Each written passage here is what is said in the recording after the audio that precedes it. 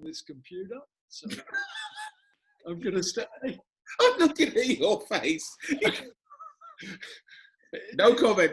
Carry on. I've got reflection of the light here and stuff. Oh, right. That's going to be your excuse, is it? I don't usually do my glasses, but I've got the glasses. So hopefully I've done my job now and put you at ease. Yeah, you have. See what I've done here? I'm cool. Right, I'm going to have a little 3, 2, 1 and go for it. You all right? You're all good? Cool, all cool. Good. Yeah, hi. Welcome to the Sporting Chance lockdown stories. This next one that I'm doing is a little bit different. It's a Meet the Team lockdown story. We've got a valued member of our organisation, Paul, to come and share, if you don't mind, Paul, a little bit on your story, what happened to you, and your history, your experience, strength and hope, and then a little bit about your involvement with the charity today and the work that you do. So pretty much over to you, Paul, and I'm really looking forward to it. No pressure. No pressure then, no. Well, I mean, I think I played against you a few times. I was very, very lucky and blessed to have been one of the few professional footballers played in the old First Division as well. So I'm slightly more mature than most. I think probably if you speak to a lot of people that know me, injuries will come into it. That's what they'll talk about, which had a huge impact on, the mid and latter part of my career, mentally and emotionally as well. I got to the point where I could trust my ability, but I couldn't trust my body. And that was where I was. Every day was literally about navigating my way through training, navigating my way through games, surviving until the next contract. So I suppose emotionally, I struggled. I definitely did struggle with football. I mean, I loved football from a kid. It's what I wanted to do, and I was so thrilled to be able to do it. I'm a QPR fan, and one of the biggest thrills was going back with Charlton to play at Queen's Park Rangers, where all the people I'd grown up with were in the stadium. And it was something we'd all, as kids, wanted to do. The Hello Turf at the King Prince Foundation Stadium at Loftus Road. And to be able to do that was absolutely brilliant. So I probably missed, I would say, conservatively about 2 years of my professional life through injury, I would say. And so I was then labelled. I know I was labelled. I was viewed a certain way. I was labelled a certain way. And I think people saw me that way. And without being arrogant, there were players who probably weren't at the level that I was, sort of pitying me. And I found that really quite difficult to take. So I played for 12, 13 years. And the saddest thing for me was I wasn't allowed to finish the game I love on my own terms. It literally fizzled out. So the last year I didn't even play. I couldn't. At Bristol City, I really, it was a lovely part of the world. I really wanted to finish my career there with a smile on my face. And I couldn't. It's a lovely place to play. But for me, Bristol is synonymous with loneliness and isolation and injury and I suppose depression, because when I did finish, probably for the first year, I didn't do anything. I really didn't do anything. I had people, mates in the game who sort of said to me, come and play for me, come and get yourself fit, come and play for me. There's a contract there. I know what you can do and all of that. And I'd go to the health club. And within an hour of getting to the health club, I was back home in bed. I just didn't want to do it. I really didn't want to do it. I had no motivation. What got me going, I have to say, was a friend of my wife's husband asked me to coach their under 16 side. And I hid from him. I hid from her. I hid from him. I hid from everyone. I didn't want to do it. Did it. And it just flicked a switch in me. So there I went back to coaching, got all my qualifications, coached, loved it, absolutely loved it.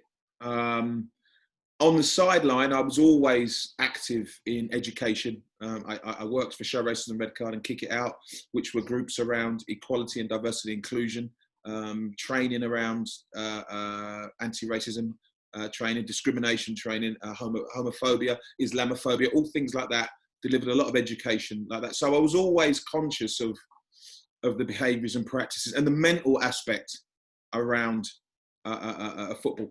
I was aware, because I came up through the 80s and the 90s, of the cultures within the football environment, drinking and all of that. I was very much aware of it. I didn't drink. And I think, to be truthfully honest, probably why I didn't drink, because I actually experienced a lot of people changing. Really, actually, I saw really nice people morph into these monsters. When they, I was 19 when I first saw it, and I couldn't really make sense of it. But, I understand that football doesn't educate us. It didn't teach us how to deal with success and failure, or what it was. We had to teach ourselves how to deal with it. And we did what we thought was best. And I totally get that. I totally understand that. So fast forward into sort of now, delivering a lot of education. I delivered a lot of education to scholars for Kick It Out around discrimination. What was also started to come up a lot was the emotional challenges for these young players.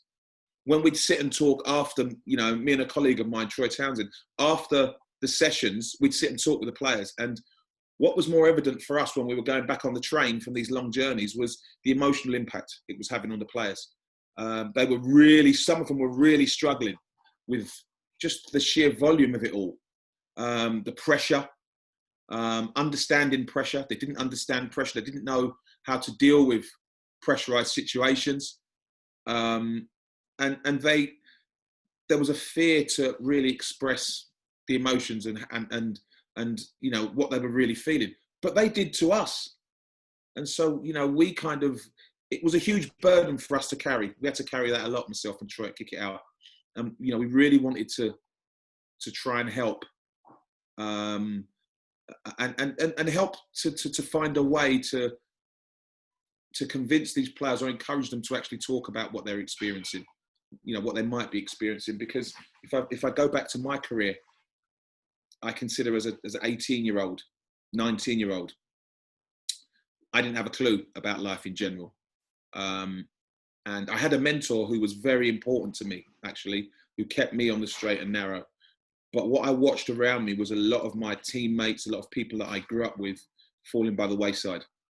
I had someone who was very important to me, who helped me to, for example, I never played video games because he said to me that what are you playing? What are you wasting your time from them? And to this day, I can't see it. I've never played Call of Duty or FIFA. Whenever anyone talks about it, I just turn off straight away. I have no clue about any of it. And, I'm grateful for that. And what I wanted to try and do was help instill some of that in the young players now. Give them an idea of how to be successful in their field, but also recognise that's what they do. It's not who they are. And to be able to just detach the two, because I'm sure Tom, we grew up being told football was the only thing. That's all that mattered. And so we linked our whole worth to being a footballer. So if we had a bad day at training, we were bad people. And then behaviour would come from that. What we're trying to do now is encourage the players to recognise that what they do is they play football. Who they are, the person is not, doesn't have to be the footballer. It can be absolutely anything they want to be. Producer, writer, it can be anything. Husband, father, whatever. It can be anything, but it doesn't have to. The football isn't the only thing that should define you. That's where we are. So I'm struggling to remember. I think I don't know if it was you I met, but I was offered the opportunity to come along to some workshops for Sporting Chance, and I was asked. I think I met Alex, which when you meet Alex the first time, it is something to behold. He's a fabulous guy, and his enthusiasm and passion is what got me more than anything else. And we had the opportunity to go and watch some workshops being delivered, and he asked me if I wanted to play a part, because I delivered a lot of workshops. And yeah, it was something I definitely wanted to do. I wanted to be able to deliver. And what we look at is not necessarily, the outcome. So people, going to rehab and things like that. It's the emotional aspects that might prompt people to look to other aspects to make themselves feel better about themselves. So that's been the single most important thing for me, is to deal with the emotional level. What I didn't add in is 5 years qualified as a counsellor as well. So and with Sporting Chance, I have my own private practice, but with Sporting Chance, I also helped with the players. So the emotional aspects was hugely important to me. What prompts people to actually move towards these vices to be able to make themselves feel better about themselves. So that's where we are, trying to deliver as much education around encouraging young players, young people. We have to remember the young people, to talk about what's going on for them, the environment that they're living and working in, and how it's impacting on them. Because, for example, you have young players who are in digs, hundreds of miles away from home, on their own, with nothing to do, and they've had a bad day. There's no one to actually turn to or talk to. So, we try to make young people aware of their own emotions, where they can lead them, but also with Sporting Chance, where they can access help. That actually, in my experience, players do want to talk. Sometimes they're just frightened to say the first few words. And if we can just encourage them to start the conversation, then, what they realise is that is the hardest thing for them to do. And once they start the conversation, there are people there who will show them love and care and attention, and give them and encourage them to look into themselves and see a good person in themselves. Try to find that person in themselves and help that person to flourish, and help them to become the people that we all know they can become. But certain aspects emotionally have distorted their view, or have encouraged them to go another way. And what we want to try and do is help them to become the people that can care for themselves, that are self-aware, aware of what's going on for them, so that they can stop things from happening when it looks like they might be. They have a bad day, or they get injured. I know what it was like to get injured, because in my career, when I played, when you were injured, you were dead wood. People didn't want to know you. The manager didn't want to know you. You were literally put to one side. And as a young man, that everyone talks about resilience and being resilient. Yeah, I was resilient, but it was the most painful way to learn resilience that I've ever known. Being left by yourself, being totally ignored, being isolated, being labelled. And I get a sense that's probably still happening now. So if we can equip these young players, these young men, and in fact, anyone, because it's not just football. There's any athletes, any sports people who struggle with the same things. If we can help to equip them with the tools to be able to be self-aware and to be able to access help when they need it, then I think, Sporting Chance will continue to be the fantastic place it is.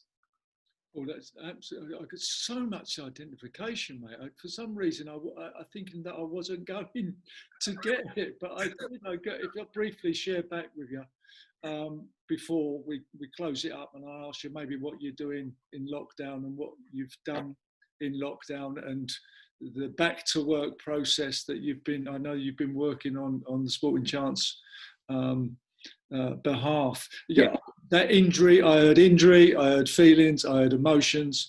I got all my self-esteem through what I did and not who I am. And once you do that, if you haven't got football, I'm nothing. And I really got that from you. And, the first time I picked up alcohol was when I got injured, because I couldn't handle those emotions. I didn't like me.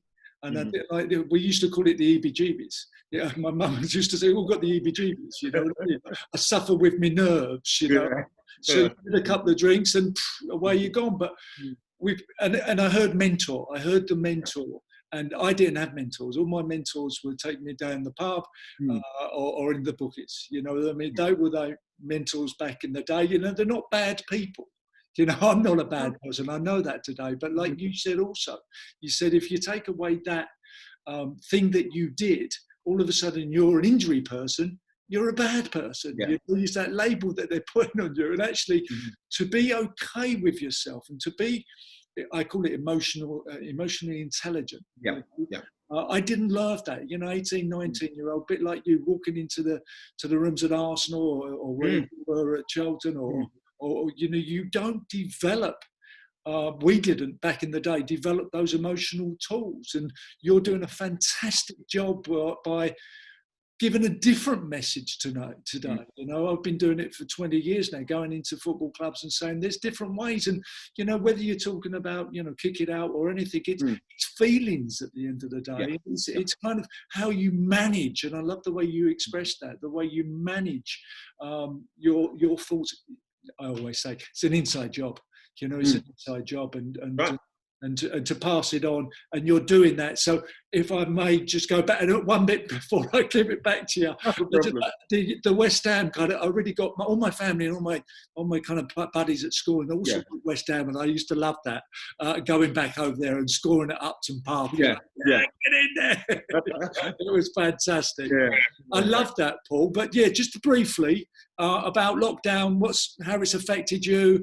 You're back to work now, getting the players ready. What's been your experience in that respect? It's been very strange. For me, it's been a real journey. I've learned a lot about myself, because I've sat and watched people really struggle with lockdown, but I haven't. And as it went on, the fact that I wasn't struggling gave me anxiety. I was anxious because I was thinking, what is wrong with me? Because I seem to be okay. I seem to be really fine. But what I did and what I tried to instill on other people, or just encourage people, is to have a routine. So what I did, because I was studying at the time, so I had a routine. I get up in the morning, I'd walk my dog at about 6 o'clock. I'd come in here in my front room, I'd train for about an hour and a half because I've got a bad back that needs work on it. And then I'd work.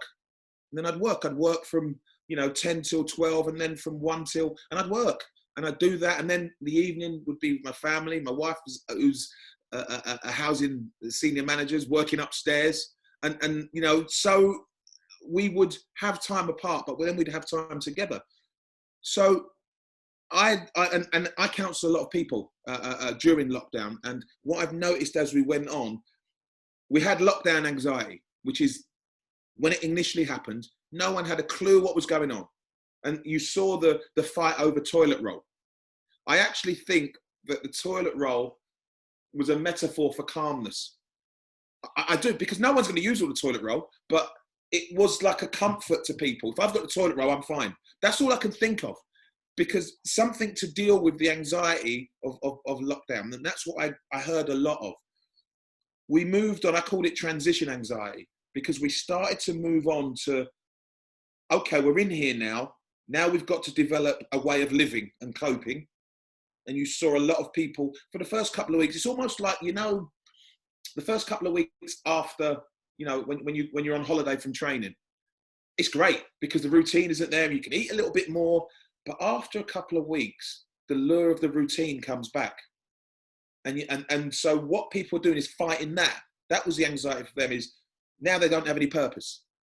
A lot were furloughed, so they couldn't work.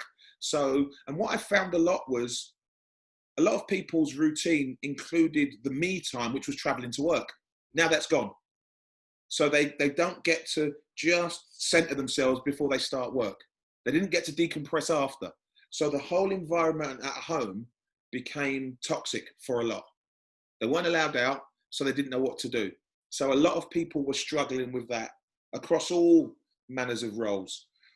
And then we kind of moved on to transitioning back to work. And we've had, with Sporting Chance, we've had Zoom sessions with some of the young scholars. And it's really interesting listening to the coaches, actually. The scholars will give you little bits and pieces. Listen to the coaches about the transitioning back and how it's going to work. Some are coming back, some aren't. They're not knowing because of where their club is. I counselled a player that was on loan at a League One club and wasn't sure what to do. He was training, and he was really anxious about it. He didn't really know how to deal with it. So the work was about trying to encourage people to talk about what was going on for them and talk about how they were coping, and trying to encourage them to start to have routines, to start to go back to a routine. And you don't have to stick to it. They're almost guidelines on how to live your day, but try to have one, and purpose. Because if you don't have purpose, people will get up, they'll sit in front of the TV, they'll probably, and I know I've done it myself, when you sit in front of the TV all day, you start to snack.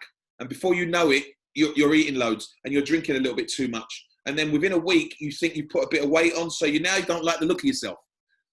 And so it's about being able to negate those kind of emotions by trying to find a routine and a purpose.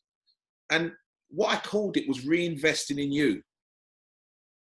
Go and do something that you probably would have always wanted to do, but didn't do. For me, what I did was I got my phone out, because I felt low one morning. I got my phone out and reached out to as many people as I could. Hello, mate. How are you? I hope everything's well. That was it. And I tried to reach out to as many, because I actually thought, well, this is how I'm feeling. There's going to be a lot of people out there feeling that way. So I encourage people to reach out to people. Go and do something that you've always wanted to do. Read a book that you always wanted to do. Read. Draw. You know, one of my daughters was doing sort of painting by numbers, but painted this and doing things that they'd never done before. You know, I mean, we had my middle daughter is a nurse, so she was nursing at the Nightingale, which we were incredibly proud of. But what that did for me was it made me aware that people were dying, but people were also putting themselves at risk. So it was important for me to say, well, people are prepared to do that. I'm not going to feel sorry for myself.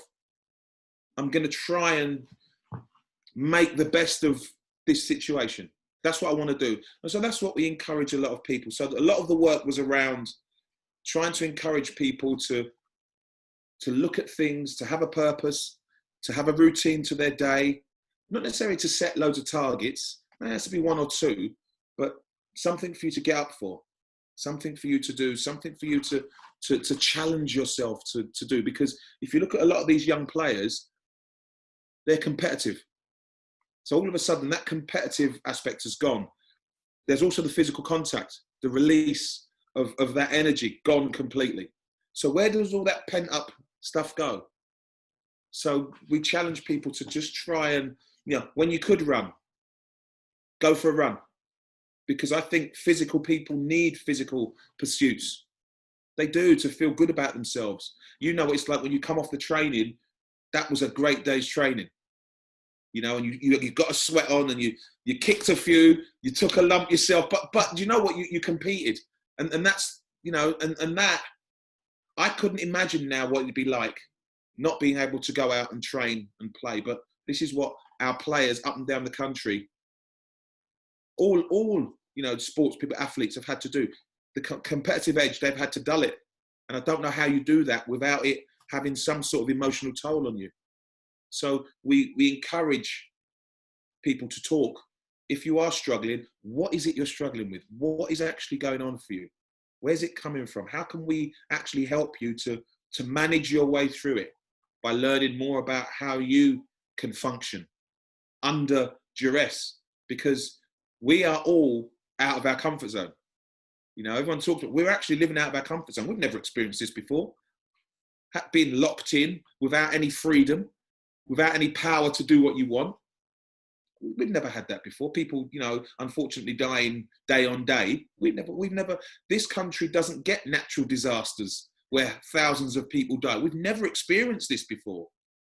So to be able to deal with that also is a really emotional challenge. A lot of people suppress it, but what we're saying is just talk about your fears. If you're, you know, the unknown, people dying, death, then talk about it. And so that's what we encourage people to do, to transition into working and then going back to work. A lot of people are going to struggle getting on public transport, all of that kind of stuff, just trying to, you know, get people to be more aware of how they can keep themselves safe. That was lovely, mate. Absolutely nailed it. You nailed it. You're a god. You're a spiritual giant, Paul. You're a spiritual giant. Yeah, what were you worried about?